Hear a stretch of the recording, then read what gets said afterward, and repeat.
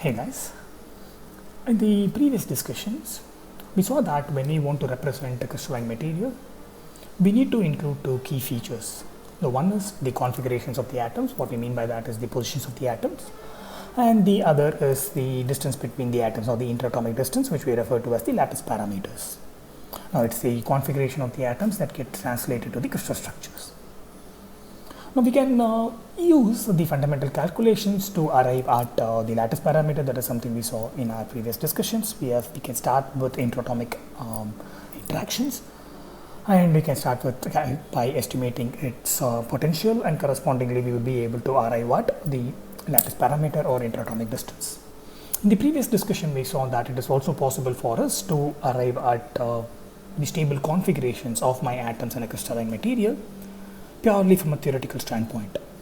So we begin by considering, there are two different approaches we considered, and one possibility is we begin by having different configurations of the given set of atoms. We find out the corresponding energies of the different configurations, and from those we are able to say which is the stable configuration based on the lowest energy. So this is essentially what we saw DFT does, or we just claimed that DFT does. And we also said that, or we also mentioned that the DFT does this by estimating something called as electronic structure. By fixing the position of the nuclei, we tend to estimate the position of the electronic structure, and based on that we are calculating our energy of my system.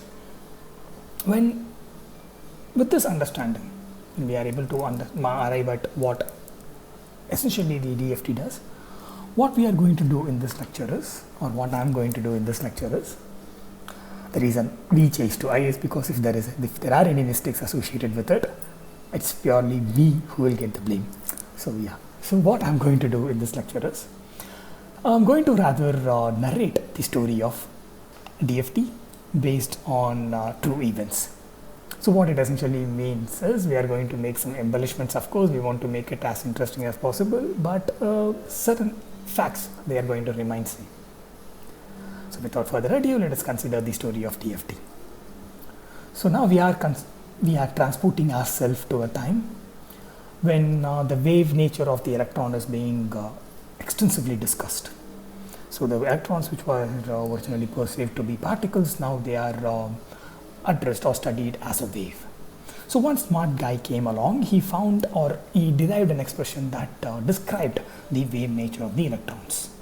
Electrons being studied as waves, one smart guy comes in and he comes up with a numerical expression that tells the wave nature of that describes the wave nature of the electrons. Of course, this guy did not give or attribute any physical significance to this equation. All he described was, I have now a mathematical formulation that describes the wave nature of the electrons. It's an extensive mathematical formulation. It's all encompassing mathematical formulation that talks about the wave nature of the electrons, meaning it has a real component, it has an imaginary component, and combining these two, now I'm able to describe the wave nature of the electrons mathematically.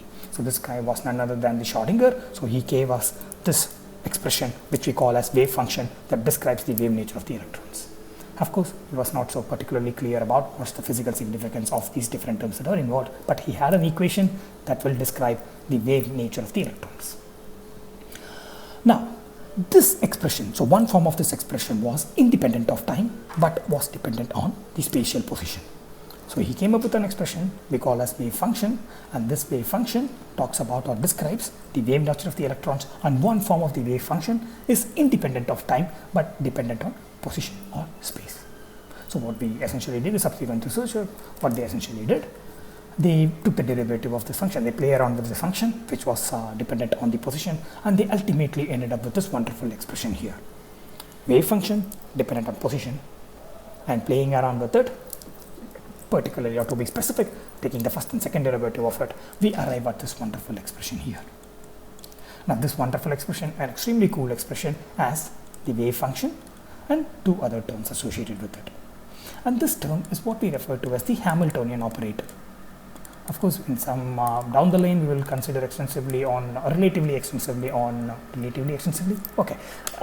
what this Hamiltonian means. We'll do that. But as things stand now, what Hamiltonian essentially does is, it's a formulation that includes kinetic energy, potential energy, sum it all together up. Alright? So you start with wave function, and play with it depending on what dictates the wave function, that is position, you end up with this wonderful expression here. And this expression has, in addition to the wave function, two terms. One is H, we refer to as Hamiltonian, and E, we refer to as the ground state energy. Ground state energy. It's not Green Street elites, it's just ground state energy. So it's, and the other term E is, or H rather, is Hamiltonian. Hamiltonian considers potential energy, kinetic energy, sums it all together up. So when you sum these different energies up, you get your Hamiltonian. So this is what the physical significance of this expression is. But when you consider mathematically, what you find is this can be viewed as eigen equation or eigen solution equation. So what it essentially means is this here represents my eigenvalue and this wave function represents my eigenvector. So E can be viewed as my eigenvalue and my wave function can be viewed as my eigenvector. So given the form of the expression we have, numerically we can view this as an eigenequation, and when I view this as an eigenequation, my E turns out to be my eigenvalue, my wave function psi, it becomes eigenvector. Now the H term here, which we refer to as the Hamiltonian, depending on how I define my H term, I will now be able to give meaning to my wave function and also my eigenvalue. How I define my H, the mathematically speaking, the matrix from which I'm calculating my eigenvalues and eigenvectors, the way I describe my Hamiltonian ultimately gives significance to my wave function and my eigenvalue. So I started off with wave function, didn't have any physical meaning to it. I played around with it, I arrived at an equation that looked like an eigenvalue equation. And because it looks like an eigenvalue equation, now starting from this H, I'm able to find my E and psi, eigenvalue and eigenvector. This E and psi happens to be my energy and wave function. So depending on how I define my H Hamiltonian, I'll be able to attribute meaning to my eigenvectors, that is my wave function, and my energy E, eigenvalue. Now still, the meaning of my wave function was unclear. The original wave function was unclear. On came the guy called Born. So we started off with Schrodinger, on came Born, cool. What he did was he took the conjugate again, because the wave function was a complex expression. He took the conjugate of it, multiplied it together, and he came up with an expression which was nothing but the probability function, the probability density function of locating an electron at a given spatial position. So this has a wonderful meaning to it. Originally, wave function did not have a clear meaning. The meaning was rather vague. But what Born did, I guess the spelling is right, nonetheless, what Born did was, the Born took the conjugate of the complex equation that described the wave function, multiplied them, brought them together, and he arrived at a function, and this function he referred to it as the probability density function, which essentially talks about, which gives us the information on finding the probability of finding an electron at a given position. And again, this is where the probability steps in. At least in our discussion, this is where the probability steps in, and now the Einstein guy with the dice will come into play. So we are stepping into the quantum mechanics calculation. From wave equation, now we have arrived at two different stages. One is a wonderful expression which gives meaning to my wave function and also my energy based on Hamiltonian. The other is the probability distribution function that comes from the product of the conjugate of the wave function and the wave function itself. So this probability function tells me the probability of locating an electron at a given position. Now all these discussions are based on single electrons, and very rarely we are interested in single electrons, so we want to consider the cloud of electrons, the bunch of electrons. So when we want to extend our understanding to the bunch of electrons, what essentially we will end up having is, if we want to render the same treatment what was rendered to the single electron, and we want to arrive at a wave function for the bunch of electrons, we would arrive at something like this: an overall wave function that is multidimensional in nature. So what we mean by that is, when we begin considering bunch of electrons, so each of these electrons, now again the Pauli's exclusion principle comes into play. Now no two electron can assume or can have the same identical energies, so the same identical or overlapping energies, so meaning but these two, their spins should be different. So it means each of the electrons that I'm going to consider will have their own frames of reference. And when my frame of reference is dictated by 3 coordinates, it means if I have 10 electrons, I need 10 frames of reference, and each of these frames of reference have 3 coordinates in them. So I have a 30-dimensional function that is nothing but my wave function. So let me repeat. We started off with wave function of a single electron. We played around with it. We have probability distribution function, and we have this wonderful equation which we refer to as the each wave equations, Schrödinger's equations. So we have these two expressions from just single electron wave function. Now we are no longer interested in single electron, so we want to consider bunch of electrons. Now when we want to consider bunch of electrons, the wave functions that describe this bunch of electrons is going to be multidimensional in nature. The reason is primarily because no 2 electrons, they occupy the same state. So it means that each of these electrons come with their own frames of reference, and each frames of reference at least need 3 coordinate system. So if I consider, or 3 principal axes, so if I consider 10 electrons collectively and want to describe the wave function of all the 10 electrons, then I need to consider the frames of references of all the 10, and if each of these frames of references contain 3 axes, so I have a wave function that is described by 30 different axes, the 30-dimensional wave function. Now how can I arrive at, forget about it being 30 dimension, so how can I arrive at a wave function for all these 10 electrons together? Now this is where the role of the Hamiltonian comes into play. Now when we consider the mathematical aspect of this equation, we saw that the meaning to the wave function essentially stems from the Hamiltonian. So if I'm able to describe my Hamiltonian accordingly, I will be able to come up with a wave function that encompasses all my electrons. So such Hamiltonian is expressed here. So I start off with my end goal is come up with an overall wave function that includes all my electrons, not just one electrons, all my electrons. Particularly this is important in case of crystalline materials and metals, because my crystalline materials of metals, they form something called as an electron cloud. And when I want to find the wave function that pertains to the electron cloud, then I have to consider all the electrons on the corresponding coordinate system. The way I can come up with the wave function that represents or that includes all these electrons in the electron cloud is cooking up or formulating a Hamiltonian like this. Okay, Hamiltonian gives meaning to my wave function. When I have an Hamiltonian like this, the ending up wave function will be of this form here. So what this Hamiltonian talks about, it includes 3 terms. The first term talks about the kinetic energy of the electrons. So what you have is a double derivative of the double derivative operator. So it essentially captures the kinetic energy of my electrons. The second term here, it talks about the potential energy of the electrons that result from interacting with the stationary nuclei. So first term, kinetic energy of the electron. Second term, potential energy of the electrons that result from the interaction between the electrons on the nuclei. And the third term, this being an electron cloud, it encompasses the potential energy, or it describes the potential energy that stems from the interaction between electrons and electrons. So I formulate a Hamiltonian. That Hamiltonian is going to give me a wave function that is not for just one electron, but rather the cloud of electrons. And the way, or what constitute this Hamiltonian is the kinetic energy of the electrons, the summation of it, and the summation of the potential energy that stems from the interaction between electrons and the nuclei. And the third is the interaction between the electron and the electrons themselves.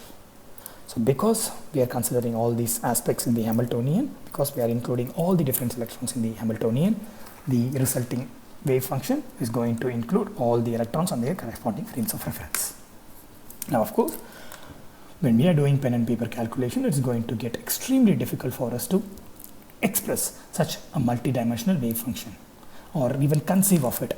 Of course, even though it's possible for us to express it using some generic coordinates, it's going to be difficult for us to conceive of it. It becomes rather unapproachable. So we would want to have, or we would want to essentially reduce the dimension. We would want to address the dimensionality problem that is associated with the wave function that includes several electrons. Again, so far we have not yet reached the DFT aspect of it. This is just the story. So we are at the stage wherein we now have a wave function that is multidimensional in nature, but it is quite difficult for us to handle because of this dimensionality issue. But we also have one formulation here that tells us it is possible for us to translate these wave function into a probability function. So when I am handling individual electrons, it becomes possible for us to translate the wave function into a probability function. But unfortunately, we are not handling individual electrons. So if it is possible for me to change this to individual electrons, then I can use this transition from the collective expression of all electrons to individual electrons. I can use this transition and then use this expression here of bond and then arrive at the probability function. So I have a complex wave equation or a wave function, multidimensional in nature. If I'm just able to write it instead of a collective wave function, if I'm able to write it as individual wave function of individual electrons, a collection of individual wave function, then I can use Bond's expression here to carry out or to ascertain the probability function of my several electrons. The solution to this was given by Hartree. So this is rather an approximation. So what he said was the collective overall wave function that included all the electrons can be written as the product of individual wave functions, the wave functions of individual electrons. So if I have n electrons and collectively that is represented by this wave function here, I can write them as the product of or superimposition of the n different electrons. I can split each of these electrons into corresponding wave function and then take the product of it. We refer to it as the Hartree's product. Now, of course, this is an approximation because two aspects are ignored. One is the spin aspect of it is rather overlooked. The other is when I'm making this approximation, the interaction between electrons and electron is also overlooked. So it is the interaction between the electrons and electrons. That's one of the reasons why we have to have this multi-dimensional wave function. But when we are ignoring the interaction between the electrons and electrons, in the context of Hartree's product, we are able to write the overall wave function into the product of individual wave functions. So the Hartree product helps us to rewrite the overall wave function into individual wave functions, but it does it at the expense of some approximation, at the expense of some physical realities. So one is it ignores or it overlooks the interaction between the one key aspect. It is overlooks the interaction between the electrons and electrons. Now the way Hartree formulates this product is he takes an atom that is similar to that of an hydrogen atom which consists just of one electrons. So in order to build the overall wave function with several electrons, he keep on adding these electrons, adding new electrons to what is foundationally an hydrogen atoms. So he has an hydrogen atoms, keeps on adding the electrons to it, finds the overall wave function based on the product of this newly added electrons, and that is equating to that of the overall wave function. So when you have an hydrogen atoms with its original atom and several other atoms that are newly added to it and ignore the interaction between the atoms, in that case the overall wave function of such a system is equal to the product of the individual wave function. So that is what is Hartree product. And once we arrive at that, once we are able to rewrite the overall wave function in terms of the individual wave function, then lo and behold, we can bring this wonderful term here. We can translate our wave function to that of the probability density function using this relation. So what we are essentially doing is we are considering rather the conjugate of each of these wave function, taking the product of them here and then summing them up here. So Hartree allowed us to rewrite this entire complex wave function as a product of individual wave function. And once we have the individual wave function, we are taking its conjugate, multiplying them together, summing it all up and adding a term 2 here to end up with something like this. Okay, this conjugate and its product, we want to do it because we are interested in finding out the probability density function. The reason why we had 2 is because, like it was mentioned before, Hartree, while deriving this relation here, ignored the role of spin. So in order to accommodate, so there are 2 spins. In order to accommodate these 2 spins, we are including the term 2 here. So essentially, when you have a wave function that includes all your electrons, all the electrons in your electron cloud of the continuum, then this wave function can be split into individual wave function through Hartree product. And once you have this individual wave function, then you will be able to express or identify the corresponding probability of locating the electron, so corresponding probability function. And this corresponding probability function of the overall wave function is what we refer to as the density. So the term, in term DFT, the density rather comes from this here. So we have an overall wave function that includes all the electrons. We are able to split it into individual wave function, and from the individual wave function we are able to calculate what we refer to as density. Now, one wonderful thing about density is the density describes the probability of locating an electron from the electron cloud at a given location. So what density describes is the probability of locating an electron at a given position from the electron cloud. So when I talk about just locating an electron at a given position, what I'm essentially doing is considering just one coordinate system. So what started us off as n coordinate system through density has been reduced to one coordinate system, that is n to 1 reduction. So this, since it is school, I rewrite it again, it's n to 1 reduction. So when I rewrite my wave function, my overall wave function that demands n different coordinate system as density, I'm doing something called as n to 1 reduction, because density by definition is the probability of finding an electron at a given point, and that given point is defined based on one coordinate system. So when I do all these wonderful calculations, of course including the approximation, please don't forget that we have overlooked electron-electron interaction and we have overlooked spin here. At least spin has been accommodated for, but the electron-electron interaction has not been accommodated yet. So of course we have made this approximation, but ultimately what we have gained by making that approximation is we were able to reduce the n-dimensional system to that of 3-dimensional system, a system with, or rather 3n-dimensional system to that of 3-dimensional system, or n coordinate systems to that of 1 coordinate system.